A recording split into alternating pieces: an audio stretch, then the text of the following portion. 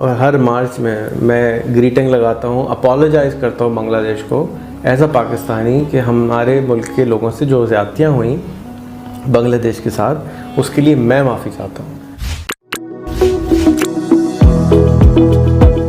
WhatsApp guys, अस्सलाम वालेकुम। तो कैसे हैं आप लोग? उम्मीद करता हूं सब खैरियत से होंगे। मैं हूं जुनैद अली और आप देख रहे हैं जुनैद अली ऑफिशियल। आज बात करने वाले हैं Rehan Allahwala, Pakistani famous personality, things about Bangladesh. और इनकी जो फैमिली है वो बांग्लादेश से है और आज भी इनकी कुछ फैमिली जो है वो बांग्लादेश के अंदर रहती हैं। और ये बांग्लादेश के बारे में पाकिस्तान में क्या कहते हैं। पाकिस्तान में अच्छी खासी इनकी प्रोडक्ट्स एक बिकती है और अच्छा खासा नाम है इनका और बहुत बड़ी पर्सनैलिटी है पाकिस्तान के अंदर। और एक बहुत ही फेमस यूट्यूबर रेहान भाई, जिनके चैनल का नाम है रेहान क्रिएशन, उन्होंने इनका इंटरव्यू किया था और आज इसी हवाले से हम लोग लेके आए हैं कि इनका क्या कहना है बांग्लादेश के बारे में और बांग्लादेश के अंदर रहने वाले अपनी फैमिलीज के बारे में। तो वीडियो स्टार्ट करने से पहले आप दोस्तों से गुजारिश है, अगर आप चैनल पर नए हैं तो चैनल को सब्सक्राइब करें, साथ बने बेल आइकॉन को भी दबाएं ताकि आपको वीडियो का नोटिफिकेशन सबसे पहले मिलता रहे। चले वीडियो स्टार्ट करते हैं। 1 2 3 गो। और हर मार्च में मैं ग्रीटिंग लगाता हूँ, अपोलोजाइज़ करता हूँ बांग्लादेश को एज अ पाकिस्तानी कि हमारे मुल्क के लोगों से जो ज़्यादतियाँ हुई बांग्लादेश के साथ, उसके लिए मैं माफ़ी चाहता हूँ। इसी तरह मैं रिक्वेस्ट करता हूँ बांग्लादेश की गवर्नमेंट को, बांग्लादेश के लोगों को कि देखें, आपका जो कंटेंट आपको पढ़ाया जाता है वो 100% ट्रू नहीं है, उसमें कुछ ना कुछ गलतियाँ हैं। आप भी गूगल करें, इन्वेस्टिगेट करें, निकालें प्रूफ, किताबें पढ़ें और क्वेश्चन करें अपनी गवर्नमेंट को कि क्यों आपके बच्चों को गलत बात बताई जा रही है। दुनिया में वर्ल्ड लैंग्वेज डे बांग्लादेश के एक इंसिडेंट की वजह से पैदा हुआ था। Rehan Allahwala. Mr. Rehan Allahwala is the founder and president of Super Technologies Inc. Now, he is the president and CEO of different companies around the world, including the United States, Malaysia, Singapore, Dubai, Europe and Pakistan. काफ़ी famous हैं ये, काफ़ी अच्छा, तो सबसे पहले आप मुझे ये बताएं कि आप कभी बांग्लादेश आपका विज़िट हुआ है? नहीं, मेरी अम्मी चिटागोंग में रहती थी और मेरे जो अम्मी के मामू थे वो ढाका में चैम्बर के प्रेसिडेंट थे माशाल्लाह। और हमारी जो फैमिली है उसके बहुत सारे लोग ढाका में रहते थे, चिटागोंग में रहते थे। फिर जो बांग्लादेश के अंदर फर्स्ट मेडिसिन की फैक्ट्री थी वो भी हमारी फैमिली ने लगाई थी। तो बट मेरा ज़ाती तौर पे इत्तेफाक अभी तक नहीं हुआ जाने का। मेरी अब ख्वाहिश है कि मैं बांग्लादेश जाऊँ, लेकिन वहाँ मैं किसी को जानता नहीं हूँ, कोई बुलाता ही नहीं है। तो जब कोई बुलाएगा नहीं तो ऐसे मुंह उठा के जाने का क्या फ़ायदा। अच्छा, अब आप मुझे ये बताएं, अगर आपका फ़र्ज़ किया किसी भी वजह से बांग्लादेश का दोबारा मतलब बांग्लादेश आप विज़िट करते हैं तो सबसे पहले वहाँ पे आप क्या ऐसा काम करेंगे वहाँ पे जाके? सबसे पहले तो मैं वहाँ जाऊँगा और जो बंगाली पनीर होता है जी, वो पनीर की जो है ना बहुत 10-20 टिक्कियाँ ले लूँगा और रख दूँगा, क्योंकि मेरे अब्बा जो हैं वो बड़े शौक़ से खाते हैं। वाह। तो हमारे यहाँ हर महीने जो है वो बंगाली टिक्कियाँ आती है पनीर की, वो ढाका की होनी चाहिए। इसी तरह बहुत सारे हमारे जो रिलेटिव वहाँ से आए थे वो सब अभी तक ढाका के पनीर को याद करते हैं, यहाँ नहीं बनता वो वाला पनीर। वैसे आप मुझे बताएं, आपको पाकिस्तान और बांग्लादेश में क्या डिफरेंट नज़र आता है? ऑनेस्टली मैं बांग्लादेश के बारे में ज़्यादा जानता नहीं हूँ, लेकिन ये जानता हूँ कि जो सबसे बड़ा उनका एडवांटेज है वो ये कि वो एक ज़बान बोलते हैं। तो पूरे पाकिस्तान में और बांग्लादेश की तकरीबन पॉपुलेशन बराबर है। हमारे मुल्क में 28 ज़बान है, उनके एक ज़बान है।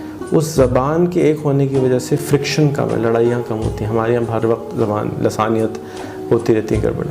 अच्छा, आप बांग्लादेश की इकोनॉमी और पाकिस्तान की इकोनॉमी को आगे कैसे देख रहे हैं और आप कैसे देख रहे हैं? सुनने में ही आया है और मेरा ख्याल भी है कि बांग्लादेश की इकॉनमी हमसे बहुत अच्छी चल रही है। इस वक्त उनका जो ग्रोथ रेट है वो 8% है। बांग्लादेश के इस वक्त काफ़ी ऑडियंस आपको देख रही हैं, उनको लास्ट में कोई आप मैसेज देना चाहें? देखिए जी, आई लव बांग्लादेश एंड मुझे किस तरह से बोलते हैं बांग्ला में सिखाएं कि भी हमको हमी बालोबाशी बांग्लादेश की। और मेरे पैदा होने के पहले बांग्लादेश बन चुका था। आप प्रोफाइल पे जाएं, आपको मैं बांग्लादेश का पूरा फ्लैग पहना हुआ बंदा मिलूँगा। हर जनवरी में और हर मार्च में मैं ग्रीटिंग लगाता हूँ, अपोलोजाइज़ करता हूँ बांग्लादेश को एज अ पाकिस्तानी कि हमारे मुल्क के लोगों से जो ज़्यादतियाँ हुई बांग्लादेश के साथ, उसके लिए मैं माफ़ी चाहता हूँ। तो अब मैं ना गवर्नमेंट के अंदर काम करता हूँ, ना गवर्नमेंट से मेरा कोई लेना देना है, ना मैं कोई आर्मी का हिस्सा हूँ। मैं अपने तौर पे जो कर सकता हूँ वो मैं कर रहा हूँ। आपसे भी मेरी गुजारिश है कि आप भी कोशिश करें कि हमारे मुल्कों के दरमियान में ट्रेड बढ़े, हमारे मुल्कों के दरमियान में मोहब्बतें बढ़ें, हमारी फिल्में आपके पास चलें, आपकी फिल्में हमारे पास आएँ, आपके खाने हमारे पास आएँ, हमारे खाने आपके पास जाएँ, जाके हम एक दूसरे को जान सकें। जब बांग्लादेश और पाकिस्तान अलग हुआ उसके अंदर भी बहुत बड़ा रीज़न ये था कि कल्चरल डिफरेंसेस बहुत ज़्यादा थे, तो एक दूसरे की ज़बान भी नहीं समझते थे। तो जब एक दूसरे की ज़बान नहीं समझेंगे, बात नहीं करेंगे, शादियाँ नहीं करेंगे, तो मोहब्बतें कैसे बढ़ेंगी। ये एक चीज़ जहन में रखिए कि आज आपके पास ताकत है मोबाइल फ़ोन की, आज आपके पास ताकत है एडिटिंग की, वीडियो की। हम अमेरिका से पूरी दुनिया मोहब्बत करता है, उसके पीछे एक रीज़न है, हॉलीवुड की फ़िल्मों की वजह से हम अमेरिका को जानते हैं, हॉलीवुड की शक्लें देख देख के हम अमेरिका को पहचानते हैं। अमेरिका के अंदर बेतहाशा गरीब लोग रहते हैं, बेतहाशा गरीब लोग रहते हैं। अगर आप सैन फ्रांसिस्को चले जाएंगे तो 10,000 आपको रोड पे इंसान पड़े हुए नज़र आएंगे। आपको रोना आ जाएगा देख के, कितनी गुर्बत है इस मुल्क में, इतने इस शहर के अंदर। ये हाल तो हमारे मुल्कों में नहीं है, हमारे मुल्क तो इससे बहुत अच्छे हैं। हमारे मुल्क को गरीब होता है तो अपने घर ले जाता है, खाना खिलाता है, ख्याल करता है, वहाँ पे भी करते हैं। लेकिन ये वीडियोस हमको नज़र नहीं आती, सिर्फ अच्छी वीडियो नज़र आती हैं। तो बांग्लादेश की सिर्फ सैलाब की वीडियो हमें क्यों नज़र आती हैं, गुर्बत की वीडियो क्यों नज़र आती हैं, अच्छाई की वीडियोस क्यों नज़र नहीं आती। तो आज बांग्लादेश का जो यूथ है, यंग यूथ है, उसको चाहिए कि वो अंग्रेज़ी में, इंग्लिश में, उर्दू में, हिंदी में कंटेंट क्रिएट करें, इंग्लिश में करें। आपकी जो फिल्में बन रही हैं उनको इंग्लिश में बनाएं। हम लोग इंग्लिश समझते हैं, उर्दू समझते हैं, इससे मोहब्बत, भाईचारा बढ़ेगा। आपके जो ड्रामे हैं उनको अच्छा बनाएं। अब टर्किश ड्रामे पूरी दुनिया में छाए हुए हैं, वो डब होते हैं, लोग उनकी ज़बान में भी देख लेते हैं क्योंकि इतनी अच्छी क्वालिटी के होते हैं। तो आप कंटेंट क्रिएशन पे काम करें। सेपरेशन से पहले सारी मूवी इंडस्ट्री ढाका में होती थी। पाकिस्तान की जितनी फिल्म इंडस्ट्री थी वो ढाका बेस्ड थी, पाकिस्तान में नहीं होती थी, लाहौर में बाद में आई। तो आपके पास वो टैलेंट पहले से मौजूद है। बांग्लादेश के लोग ज़्यादा लिबरल होते हैं, ज़्यादा ओपन माइंडेड होते हैं। क्यों? इसलिए कि 30% पॉपुलेशन उनकी नॉन मुस्लिम होती है। पाकिस्तान के अंदर सिर्फ़ और सिर्फ 3% लोग नॉन मुस्लिम हैं। तो हम जो है ना सिर्फ मुसलमानों में रहते हैं, तो हम आपस में ही लड़ते रहते हैं। बांग्लादेश के अंदर लोग जो है बहुत ख़वातीन काम करती हुई नज़र आती हैं। हमारे यहाँ पे तो निंजास फिर रहे होते हैं बुरक़ों में, वहाँ पे तो बिल्कुल फ़र्क किस्म के लिबास होते हैं। तो आप इन चीज़ों को स्वॉट एनालिसिस, ये आपकी स्ट्रेंथ है, आपकी बात करने के, आपकी जो टैगोर हमारे यहाँ से नहीं आए थे, टैगोर आपके यहाँ के थे। तो उनके जो प्लेज़ हैं, उनके ड्रामाज हैं, जो नए लिखने वाले हैं, उन सबको चाहिए कि वो कंटेंट के ऊपर फोकस करें। ये बहुत बड़ी इंडस्ट्री आने वाली है, बहुत बड़ा इसमें काम होने वाला है। और आप लोग यूट्यूब पे बैठ के सीखें और यूट्यूब ही के ऊपर आप अपना कंटेंट लगाएं। जिस तरीके से आज रेहान डिस्कवर हुए हैं, इसी तरीके से आप भी डिस्कवर होंगे पाकिस्तान में, और आप आएंगे यहाँ पे इंशाल्लाह ताला। और हमारे मुल्कों के अंदर दरमियान में जो भी हमसे गुस्ताखियाँ हुई हैं, गलतियाँ हुई हैं, मैं तो पर्सनली नादिम हूँ और मैं समझता हूँ कि हमारी गवर्नमेंट को भी इस पर अपोलोजाइज़ करना चाहिए, जाके हम आगे चलें। सबसे पहले अपोलोजाइज़ करना होता है, उसके बाद हम किसी को मरहम ही नहीं रख रहे। हम अकड़ के बैठे हुए हैं कि जी हमने कोई गलत नहीं किया। भाई जो गलत नहीं किया कोई बात नहीं। जर्मन आज तक हर साल होलोकॉस्ट के ऊपर अपोलोजाइज़ करते हैं, तो वो छोटे मोल थोड़ी जाते हैं। माफ़ी मांगने से कोई मोल छोटा बड़ा नहीं हो जाता, कोई इंसान बढ़ जाता है। हमें माफ़ी मांगनी चाहिए कि हमसे गलती हुई, हमें माफ़ी मांगनी चाहिए और हमें आगे चलना चाहिए। ये थोड़ी कि हमेशा ग्रज खोल के बैठे रहें।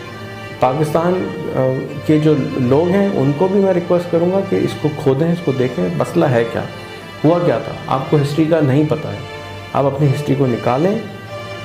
मैं आपको हिंट देता हूँ, दुनिया में वर्ल्ड लैंग्वेज डे बांग्लादेश के एक इंसिडेंट की वजह से पैदा हुआ था। ये बात मुझे नहीं मालूम थी। मैं एक दिन यूनेस्को के दफ्तर हेडक्वार्टर्स गया, यूनेस्को के हेड ऑफिस की हेड चेयरमैन से मिलने गया। मैं वापस आ रहा था तो वहाँ लोग खाना खा रहे थे या बांट रहे थे। मैंने कहा खैरियत? तो कहते हैं कि आप आज वर्ल्ड लैंग्वेज डे है। मैंने कहा वर्ल्ड लैंग्वेज डे है, वो क्यों होता है? मैंने कहा आप कहाँ से हैं? मैंने कहा पाकिस्तान से। मैंने कहा आपको नहीं पता कि वर्ल्ड लैंग्वेज डे क्यों मनाया जाता है? मैंने कहा नहीं, मुझे वर्ल्ड लैंग्वेज डे नहीं मालूम कि क्यों मनाया जाता है। उस दिन मुझे पता चला कि वर्ल्ड लैंग्वेज डे वाले दिन क्या हुआ था। आपको भी मैं दावत देता हूँ कि जाके इन्वेस्टिगेट करें, पढ़ें, देखें, मैं नहीं बताना चाहता आपको कि क्यों हुआ था, आप जाके देखें कि क्यों हुआ था और आगे चलें। यार गलती हो गई, आगे माफ़ी मांगे, आगे चलो, लेट्स मूव ऑन। दुनिया बहुत आगे चली गई है, हम पास्ट में रहते हैं अभी तक, ये गलत है। इसी तरह मैं रिक्वेस्ट करता हूँ बांग्लादेश की गवर्नमेंट को, बांग्लादेश के लोगों को कि देखें, आपका जो कंटेंट आपको पढ़ाया जाता है वो 100% ट्रू नहीं है, उसमें कुछ ना कुछ गलतियाँ हैं। आप भी गूगल करें, इन्वेस्टिगेट करें, निकालें प्रूफ, किताबें पढ़ें और क्वेश्चन करें अपनी गवर्नमेंट को कि क्यों आपके बच्चों को गलत बात बताई जा रही है। कोई भी चीज़ गलत या सही नहीं होती, पर्सपेक्टिव होता है हर चीज़ का। तो एक कॉम्प्लिकेटेड सिचुएशन है, उसके अंदर सबसे बड़ा जो प्रॉब्लम हमारी ईगोज़ हैं। हम अपनी ईगो को मिटाएं, आगे चलें। अल्लाह को मानने वाले हम दोनों भाई बहन हैं, हमें आगे जाना चाहिए। जाके हम अपनी स्ट्रेंथ जो है, अपनी एनर्जी है, लिमिटेड एनर्जी होती है दिन में, हम लड़ाई में निकालना चाहते हैं या मुल्क में से गुर्बत का खात्मे के लिए निकालना चाहते हैं। हम लड़ाई पे निकालना चाहते हैं या मुल्क को अच्छा करने के लिए निकालना चाहते हैं, ये आपकी चॉइस है। लड़ते रहेंगे तो कुछ हासिल नहीं होगा, मेहनत करेंगे तो आगे बढ़ जाएंगे, नहीं तो इसी तरह से चीन और अंग्रेज़ हमारे ऊपर हुकूमत करते रहेंगे। वो यही चाहते हैं, हम वही कर रहे हैं, ऐसा नहीं होना चाहिए। चलिए ठीक है, थैंक यू सर, बहुत खुशी हुई आपसे मिलके। तो फ्रेंड्स, अगर वीडियो पसंद आई तो ज़रूर लाइक कर देना, चैनल को ज़रूर सब्सक्राइब कर देना। तो इंशाल्लाह मिलते हैं नेक्स्ट वीडियो में। थैंक यू, अल्लाह हाफिज़। जी अल्लाह हाफिज़। बहुत अच्छे कंटेंट बना रहे थे रेहान भाई और बहुत ही ज़बरदस्त वीडियो बना रहे हैं, बहुत ही अच्छा इंटरव्यू किया है और कमाल की बातें इसके अंदर उन्होंने पाकिस्तान की यूथ को बताई हैं और बांग्लादेश के लोगों से मुखातब होकर उन्होंने अच्छी बातें की हैं। यही कहा है कि हम लोग, मैं जो हूँ पर्सनली तौर पे, हाँ, जब भी ये डे आती हैं तो मैं माफ़ी मांगता हूँ पर्सनली तौर पे। मैं पैदा भी नहीं हुआ था 1971 जब बांग्लादेश हमसे अलग हुआ। तो इन्होंने जिक्र करते हुए अपनी हसीन यादों का ये जिक्र किया कि मेरी वालदा जो थी वो चिटागोंग थी और उनका जो मामू था, मेरी वालदा का मामू, वो जो है वो ढाका के अंदर एक सरकारी मुलाजिम था। और बहुत ही अपनी यादगार बातें इन्होंने शेयर की हैं और पसंदीदा चीज़ जो ढाका का पनीर की टिक्कियाँ हैं वो उन्होंने जिक्र किया कि जब भी हम लोग जाते हैं तो वो खाते हैं। तो हकीकत बात यही है कि आज हमें इस चीज़ के ऊपर जो भी है हर चीज़ को क्लियर करना चाहिए। बहुत गलत चीज़ें हैं जो हमारे दरमियान में आज भी मौजूद हैं, लेकिन हम लोग उसकी खोज नहीं करते, उसके बारे में जान नहीं पाते। बहुत ज़्यादा डिफरेंस हम में आज भी है। अगर हम लोग अपनी हकीकत को जानेंगे, अपनी हिस्ट्री को देखें, हम लोग रिसर्च करें, हमें पता चले कि क्या हुआ था और अगर कुछ गलतियाँ हुई हैं तो वाकई उसके ऊपर माफ़ी मांगनी चाहिए और माफ़ी मांगने से वाकई कोई छोटा बड़ा नहीं होता। और आज जर्मनी की मिसाल दी है इन्होंने। जर्मनी दुनिया का, यूरोप का सबसे अमीर तरीन मुल्क बन चुका है, इतनी अच्छी उसकी इकोनॉमी, सबसे नंबर 1 इकोनॉमी है जर्मनी की।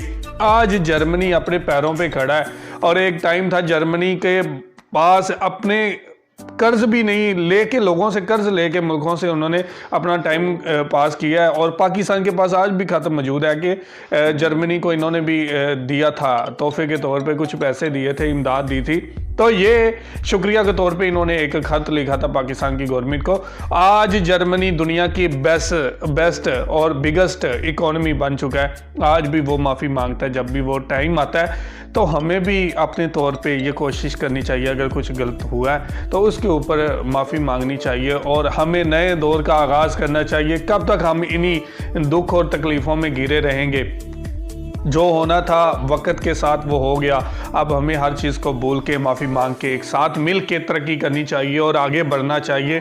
और दुनिया जिस तरह से आगे गई है, यूरोप जिस तरह से अपने इख्तलाफात बढ़ा के आगे निकला है, आज साउथ एशिया को भी ज़रूरत है कि अपने हमसायों के साथ, अपने दोस्तों के साथ अच्छे रिलेशन करें। अपने साथ जो हमसाए होते हैं वो कभी बदले नहीं जाते और हमें चाहिए कि हम लोग नेक नीयती के साथ अच्छे ताल्लुकात करें और आगे बढ़ने और आगे बढ़ के हम दुनिया को बता सकें कि साउथ एशिया के अंदर अमन, प्यार, मोहब्बत आज भी मौजूद है, जो पहले हुआ करती थी। हमारे दरमियान में इखलाक, भाईचारा ख़त्म हो चुका है। हमें चाहिए कि इसको बहाल करने के लिए मेहनत करें और अपने मुल्क का इमेज जो है वो अच्छे तरीके से दुनिया के सामने पेश करें। तो बहुत ही ज़बरदस्त वीडियो थी जी, बहुत ही मज़ा आया वीडियो देख के और अल्फाज सुन के, तो बहुत ही ज़बरदस्त लगा। आपको ये वीडियो कैसी लगी है ज़रूर कमेंट करके हमें बताइएगा। बहुत शुक्रिया।